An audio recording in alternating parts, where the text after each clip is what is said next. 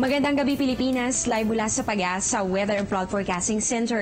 Narito na po ang latest sa lagay ng ating panahon. Patuloy po sa pag-iral itong northeast monsoon o yung hanging amihan, umaabot pa rin yan dito sa may extreme northern Luzon. Habang namataan naman po ng Pag-asa ang trough ng isang low pressure area, umaabot po yan dito sa bahagi ng Palawan.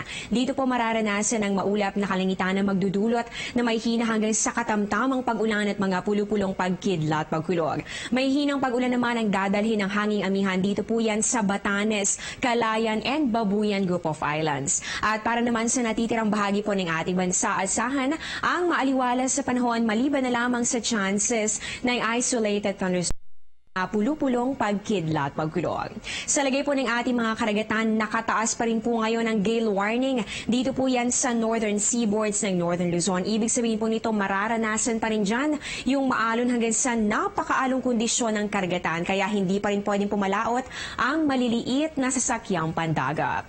At ngayon po alamin naman natin ang pinagkaiba ng northeast monsoon. Dito po yan sa trough na low pressure area. So ito po yung dalawang weather systems na nakakaapekto ngayon dito sa ating bansa. Unahin po natin ito nga northeast monsoon. Ito po ay kilala rin natin bilang hanging amihan, isang weather system na may katangian po ng pagiging cold and dry. Umaabot po yan dito sa ating area of responsibility kapag lumakas na yung isang high pressure system. Dyan po yan sa or Siberia. Amihan po ang magdadala ng bahagyang mababang temperatura at mahihinang pag-ulan tulad po ng nararanasan ngayon ng ating mga kababayan sa ilang bahagi po yan ng extreme northern Luzon. Samantala, ito naman po nga low pressure area o LPA ay isang bahagi po ng atmosfera kung saan ang air pressure ay mas mababa kumpara po sa paligid nito.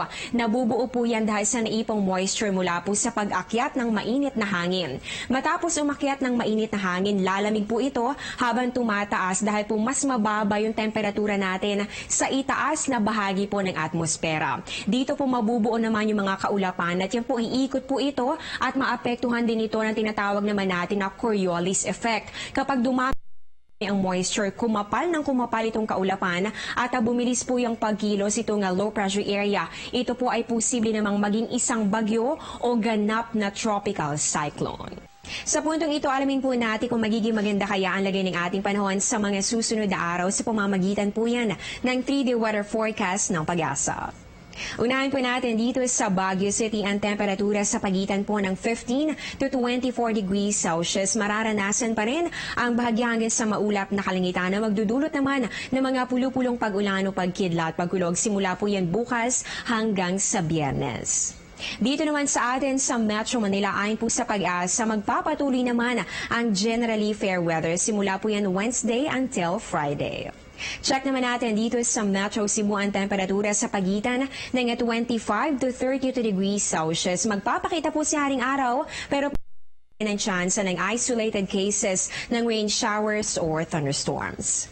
Dito naman po sa Metro Davao na kung magiging maulan po ang inyong Miyerkules, pero wag po kayo mag-alala dahil pagsapit naman ng Thursday and Friday, muli namang gaganda ang lagay ng inyong panahon. At panghuli po natin sa may Zamboanga City, paghandaan po ninyo ang maulap na kalangitan at mataas na tsansa ng mga pag-ulan at pagkidlat, pagkulog. Bukas po yan at ganun din sa Huwebes. Pero pagsapit naman ng Biyernes ay muli namang magpapakita si haring araw. At para naman bukas sa ating sunrise, yan po ay 5:52 ng umaga at ang sunset po natin 5:27 ng hapon. At yan po ang latest mula po dito sa Pag-asa. Abangan niyo po ang susunod kong update. Mamaya po yan live dito pa rin po yan sa Telebisyon ng Bayan. Ako po ang inyong weather lover Amor La Rosa na nagsasabing ang taong handa at may nahon kayang lagpasan ang hamon ng panahon. Magandang gabi po sa inyong lahat.